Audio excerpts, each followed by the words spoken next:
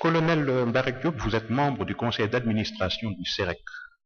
Et dans le cadre de l'étude PAPMUR, le projet de faire passer le CEREC comme laboratoire national de référence a suscité beaucoup d'intérêt dans les milieux professionnels liés au BTP. C'est une institution qui existe depuis très longtemps, qui a un historique extrêmement riche, et le nouveau positionnement devrait bouleverser favorablement le paysage dans les métiers du BTP et dans cette activité dont on sait que c'est un des piliers fondamentaux de la croissance. Alors, en tant que membre du conseil d'administration, comment voyez-vous l'opportunité de faire passer le CEREC comme laboratoire de référence? En effet, le laboratoire du CEREC va être érigé en laboratoire national de référence, qui, comme vous le savez, ce sera un laboratoire qui va avoir une mission très importante, une mission régalienne, pour être au-dessus de tous les laboratoires privés. Donc, il y aura ce laboratoire vraiment une mission d'appui à la recherche, une mission de contrôle des matériaux qui rentrent dans le pays. En cas de litige, s'il y a un problème au niveau d'un laboratoire privé, ben c'est le CEREC qui va venir arbitrer. Donc, pour toutes ces raisons, il était temps que notre CEREC soit érigé en laboratoire national de référence. C'est très important pour nous, en tout cas, secteur privé. Certains se sont réjouis de cette initiative dans le sens où d'abord ça va donner un référentiel national et régional, mais d'autre part c'est une réponse à bon nombre de questions qui se posent aujourd'hui au Sénégal sur la validation des composants qui entrent dans la construction, des techniques aussi de fabrication, et ça doit être complété aussi par une application rigoureuse de la réglementation pour que si les textes sont en accord avec la qualité, on devrait avoir un boom intéressant dans les milieux de la construction. Quelles sont selon vous les conditions du succès pour que le CEREC puisse vraiment occuper le rôle qui lui est dévolu dans la relation qu'il doit avoir avec ses parties prenantes? Votre question est importante dans la mesure où le bâtiment, on dit le bâtiment va tout va. Aujourd'hui, le marché est inondé de produits qui ne sont pas souvent aux normes de qualité. Parfois même, on a des techniques de construction qu'on nous envoie ici qui ne sont pas adaptées.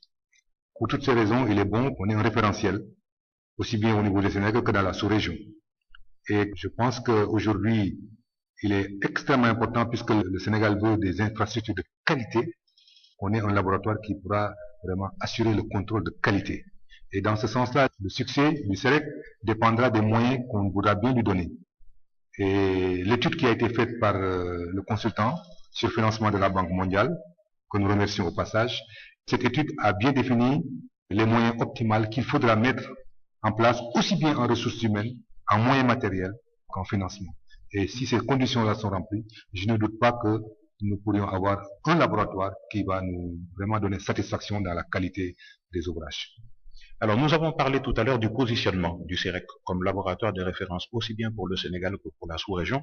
Ça nous renvoie à la question de la recherche et du développement. Parce qu'on a souvent parlé, et à tort, des produits qui entrent au Sénégal, qui ont besoin d'être contrôlés, mais on parle aussi d'un certain nombre de techniques et de technologies qui sont endogènes, les voûtes nubiennes et autres choses qui existaient depuis très longtemps et qui sont encore en cours de développement. C'est vraiment l'opportunité pour avoir des références en matière de recherche et développement qui vont générer l'habitat de demain.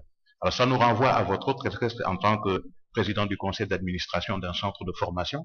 Comment faire pour que la recherche et la formation professionnelle puissent encadrer justement le développement du secteur du BTP avec cette connotation recherche et développement? Vous savez, c'est très important ce que vous dites, dans la mesure où sans recherche et développement, on ne peut pas progresser. Et il faut que la recherche nous trouve des méthodes, des techniques qui permettent de valoriser nos matériaux locaux. Et moi-même, j'ai introduit au Sénégal le béton de sable en 1990, qui était une partie de mes recherches, pour montrer que le canal du Cayor pouvait être construit avec du béton de sable pour protéger la membrane d'étanchéité au lieu de le faire avec du béton classique, avec du basalte. J'avais démontré qu'avec du béton de sable, du sable de dune et des filaires de calcaire qui sont des résidus, dans les carrières de Bargny, on pouvait faire du béton à une résistance suffisante pour protéger la membrane d'étanchéité.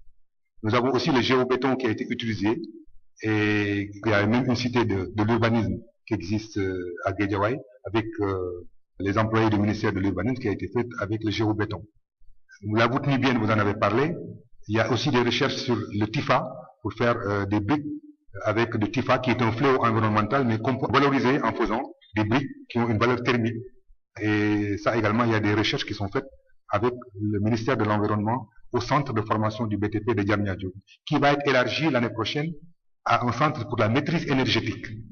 Et vous savez que donc que nous attachons une grande importance, comme on va vers la COP 21 à Paris, tout ce qui est maîtrise énergétique va avoir une grande importance dans les ouvrages pour diminuer la consommation d'électricité en faisant des bâtiments économes en énergie.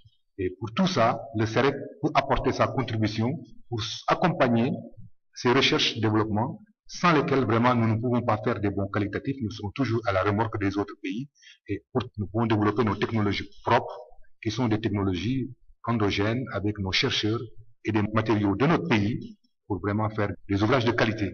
Et ça, vraiment, c'est une mission qui revient de droit au CEREC en collaboration avec les centres de formation, dont celui qui est le centre sectoriel de formation au métier du BTP de Diamniadio, qui a été créé en 2010 et qui forme aujourd'hui des ouvriers, des techniciens en bâtiment, aussi bien chefs de chantier que chefs d'équipe.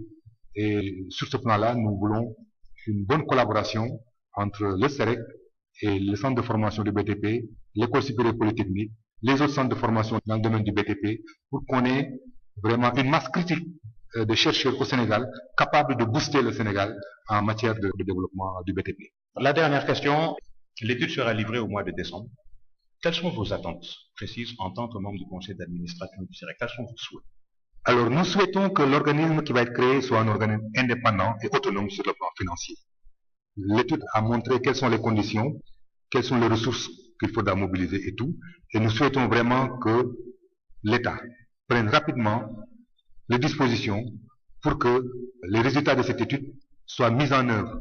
La phase transitoire qui va être entre la disparition de CEREC actuel et la création du laboratoire l'année prochaine, que cette phase soit la plus courte possible et que toutes les dispositions soient prises pour qu'il n'y ait pas de problème sur le plan du personnel, que les ressources suffisantes soient mises en place et que vraiment qu'on fasse confiance au secteur privé pour être le moteur dans ce conseil d'administration du nouveau laboratoire.